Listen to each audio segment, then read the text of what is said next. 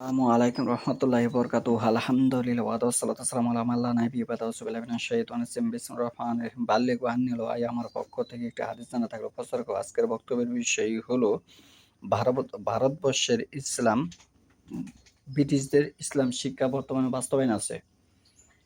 ব্রিটিশদের শিক্ষা ব্যবস্থা বর্তমানে বাস্তবায়ন আছে। এই শিক্ষা ব্যবস্থার মাঝে আমরা 1995 জন চোরের সাথে সম্পৃক্ত হয়ে যাচ্ছি। কারণ আমাদেরকে শিক্ষা প্রতিষ্ঠানে কিন্তু ছোটকালে পড়ানো হয়েছে যে অন্যায় করে এবং যে অন্যায়কে প্রশ্রয় দেয় দুজনেই কিন্তু সমান অপরাধী। তাহলে দুজনে যদি সমান অপরাধী হয় এই হিসেবে আমরা কিভাবে অপরাধী হলাম, চোরের সাথে সম্পৃক্ত হয়ে গেলাম, সেটি এখানে আমি উপস্থাপন করব। এক মুদ্র 625 গ্রাম হয় এবং ভারতবর্ষের শিক্ষা ব্যবস্থার মাপকাঠি দাঁড়িপাল্লা বলুন আর মিটার বলুন, সেখানে 500 গ্রামকে হাফ কেজি বোঝানো হয়েছে। তাহলে আমাদেরকে 625 গ্রাম থেকে 500 গ্রাম যদি আমরা বাদ দিই তাহলে আমাদেরকে কম দেওয়া হচ্ছে 125 গ্রাম। 125 গ্রাম হাফ কেজি ধরে কম দেওয়া হচ্ছে। তাহলে আমাদেরকে কিন্তু 500 গ্রামে হাফ কেজি বোঝানো হচ্ছে। কিন্তু হাদিসের ভাষায়, ইসলামের ভাষায়, রাসূলুল্লাহ সাল্লাল্লাহু আলাইহি ওয়াসাল্লামের জীবন দশায়, সাহাবীদের জীবন দশায় 625 গ্রামকে তারা এক মুদ্র বুঝিয়েছে এবং এরকম 4 মুদ্র এক সা হয়। এভাবে 4 মুদ্র এক সা হয়, যেটি হাদিসের ভাষায় 2.5 কেজি, আমাদের বাংলাদেশের মাপের অনুযায়ী 2.5 কেজি আসবে। এভাবে তারা বেচাকেনি করতো, লেনদেন করতো। তাহলে আমাদেরকে এই 2.5 কেজি 1 কেজি 1 কেজি কিন্তু আমরা কিন্তু কিনি 1000 গ্রাম। সেখানে কত আমাদেরকে 1 কেজি যেটা বোঝানো হয়েছে সেটা হাদিসের সাথে মিলতেছে না। এটা হচ্ছে আমার কথা। সেখানে হাদিসের সাথে মিলতে হলে যদি আমরা এক সা জিনিস কিনতে চাই তাহলে আমাদেরকে কিনতে হবে 2.5 কেজি। এক মুদ্র নিতে হবে 625 গ্রাম। এই মাপটা ভারতবর্ষ সহ ইসলামী অধিকাংশ ইসলামী রাষ্ট্রে বিদ্যমান নেই। সৌদি একটি মাপকাঠি তারা নির্ধারণ করেছে, সেটি সহি হাদিস মোতাবেক নয়। একটা তারা নির্ধারণ করেছে, সেটা 3 কেজি, যেটি মাযহাব ভিত্তিক হওয়ার কারণে ইসলাম থেকে, হাদিস থেকে মানুষ দূরে সরে গেছে। ওটি মাযহাব ভিত্তিক সা, ওইটি হাদিসের সা নয়। আমি যে হাদিসটা এখানে উপস্থাপন করছি আবু দাউদ থেকে 96 নম্বর হাদিস। তাহলে এখানে যে বিষয়টা আমি বোঝাচ্ছি, পালা পাথরের মাপকাঠি এবং মিটারের মাপকাঠি কোনোটাই কিন্তু হাদিসের সাথে মিলতেছে না। আল্লাহ রাসূল সাল্লাম বলেছেন, চোর জান্নাতে যাবে না। চোর কি করবে না? জান্নাতে যাবে না।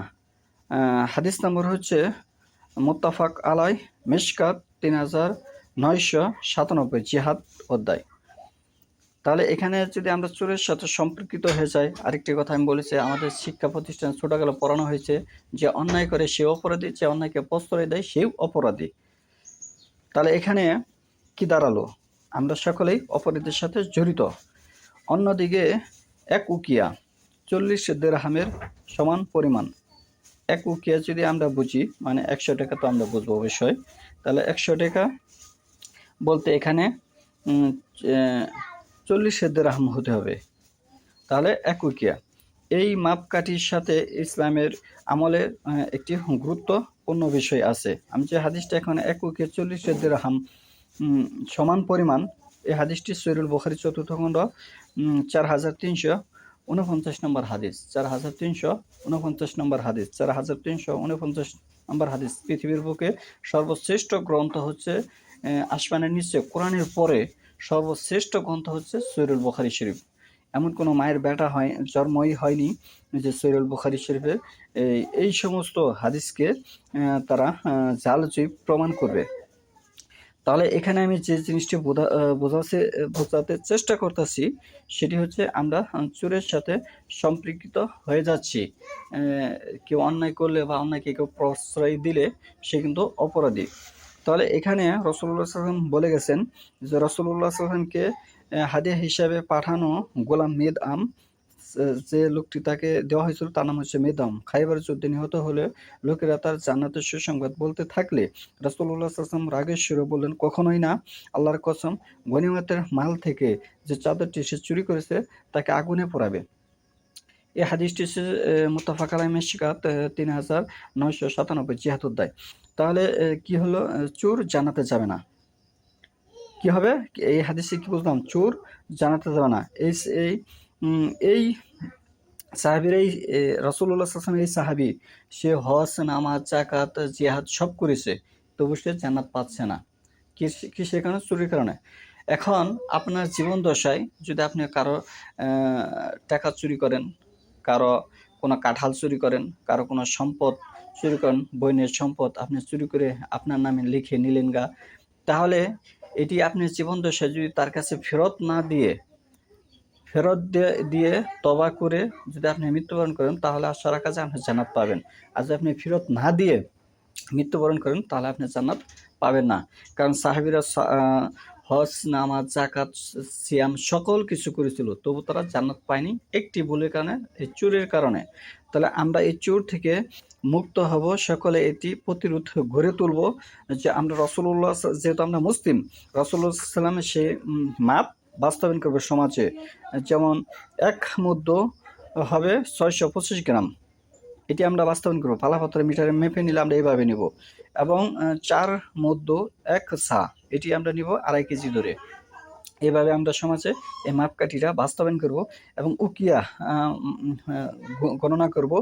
৪০ দিরহাম, ১ উকিয়া ধরে আমরা টাকা পয়সা গণনা করে নিব। তাহলে ইসলাম বাস্তবায়ন করা সম্ভব। যদি কোনো জিনিস সমাজে বাস্তবায়ন না থাকে, সেটি আপনি বলতে পারবেন না যে এটি